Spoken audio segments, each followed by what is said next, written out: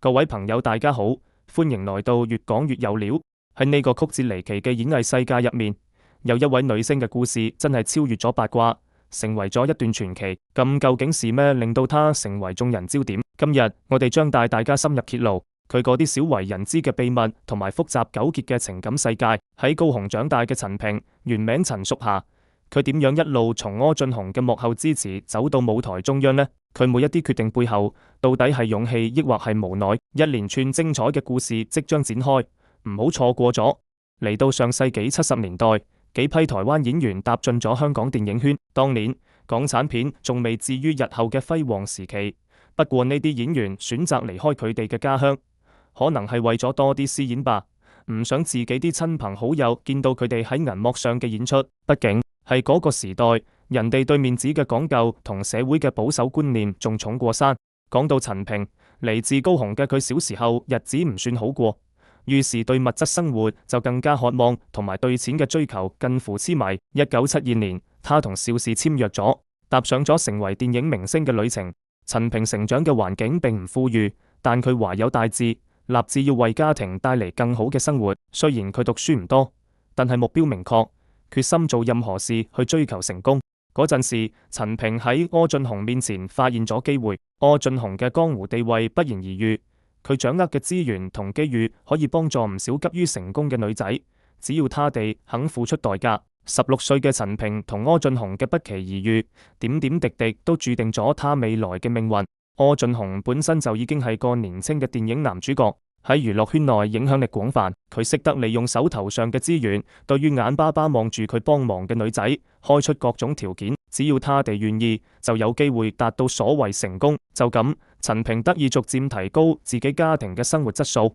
柯俊雄同陳平都係高雄人，佢比陳平大3歲，出身或者一般，但就係個潔不純、相貌英俊嘅男人。陳平細個就好欣賞佢，覺得佢係人中龍鳳。識咗柯俊雄之後，陳平成日都會得到佢嘅幫助。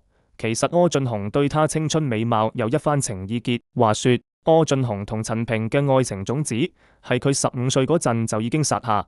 跟住柯俊雄運嘅日子裏面，陳平對演戲產生咗濃厚興趣。過2-3年嘅打拼，柯俊雄快速成頂級大腕，而陳平都係佢養大嘅。咁啱好似注定咗，陳平嘅演藝生涯都起飛咗。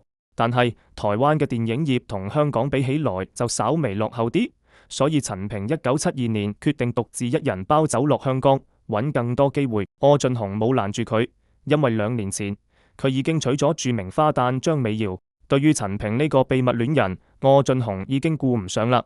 喂，唔好得閒只顧住睇嘢啊，記得訂我哋 channel 啊！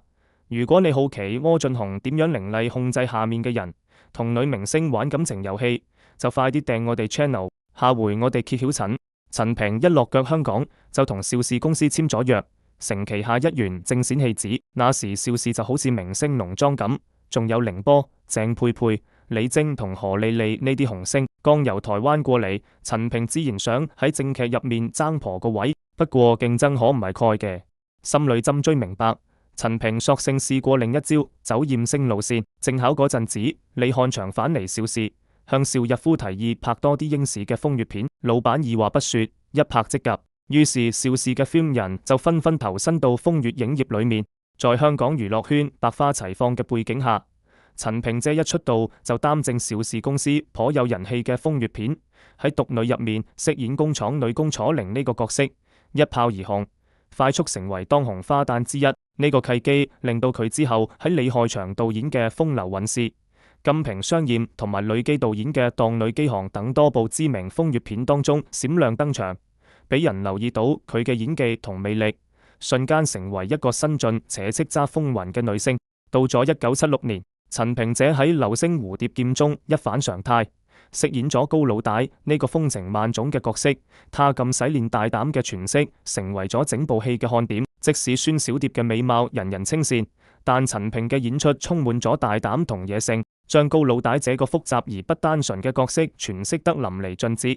但係呢段風光嘅日子背後，陳平姐當時可能冇料到，原以為呢啲電影只會喺香港上映，但賭博嘅誘惑俾她中咗招，一轉眼就輸光咗所有賺來嘅錢。幸好佢及時收手，返到台灣後，將自己嘅事業拓展到美髮、美容同服飾店等領域，成績斐然。雖然以拍攝風月片見稱，但陳萍喺1973年主演嘅《黃飛鴻》中所飾演嘅正義滿滿嘅少女，表現咗其穩重嘅一面。但惜邵氏公司並無細心挖掘佢嘅潛質，而係迅速將她交俾咗導演李翰祥，於是開啟咗她接下來精彩紛呈嘅演藝生涯。就算係喺邵氏公司打轉咁多年，觀眾都仍然將陳萍深刻定為做花旦一枚。著名香港作家蔡瀾就曾經懷緬陳萍啲嘢乜都敢做，佢喺台灣過嚟香港搏命，第一出劇就係何夢華導演嘅《獨女》，喺劇本上乜嘢都寫得清清楚楚，他並冇因為搞嗰啲性感戲而浮浮沉沉。一到拍攝現場，陳萍姐無需俾人催，就咁瀟灑上陣，根本無半點尷尬。蔡瀾嘅憶述亦揭示咗陳萍喺當年片場嘅膽識同果斷，面對嗰個時候嘅環境，她不得不展現出自己嘅勇氣。當時無論係香港定喺台灣，涉足風月片嘅演員大多數都會背負極大嘅社會壓力，所以願意接受挑戰拍攝露骨戲份嘅佢，憑借一股敢闖敢拼嘅精神，開拓咗自己嘅演藝之路。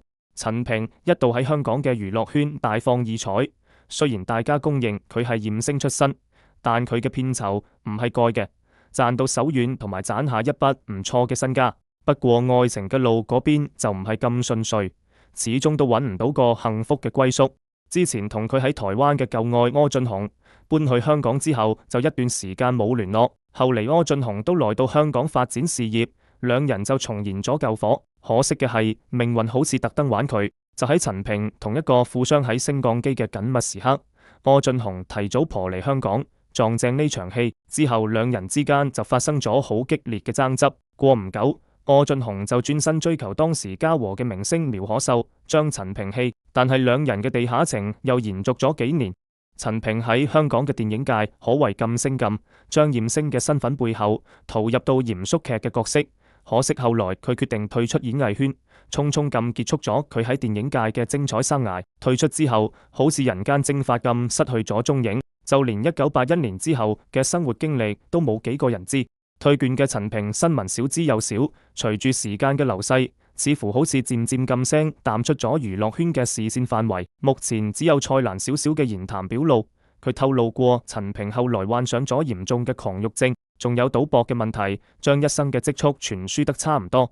到咗90年代中期，曾傳出陳萍喺台灣露面，文人陳西成見到佢喺夜店做脫衣舞表演，委屈之情溢於言表。不過忠實嘅影迷不願意相信呢啲傳聞，就有網民喺博客貼出咗陳萍90年代嘅相片，包括佢參加李翰祥兒子婚禮同埋參加佢葬禮嘅相片來證明。今日嘅陳萍已經67歲，但身在何處仍然係一個謎。他嘅女兒喺台大讀書成績第1名，後來去咗加拿大深造。或許陳萍已經隨女兒移民去咗國外，享受一種安逸富足嘅生活。陳萍嘅故事正正代表咗一段充滿曲折與轉折嘅人生旅程。佢喺香港娛樂圈嘅浮沉，以及感情生活嘅波折，將佢塑造成咗那個年代唔可複製嘅符號。即使面對重重挑戰，陳萍仍然勇敢追求佢嘅夢想，留低咗難忘一頁喺香港影壇嘅歷史當中。好啦，今日嘅分享就到此止步，記得訂閱我哋嘅頻道哦，你嘅支持對我哋嚟講超級重要。再次鳴謝大家嘅觀看。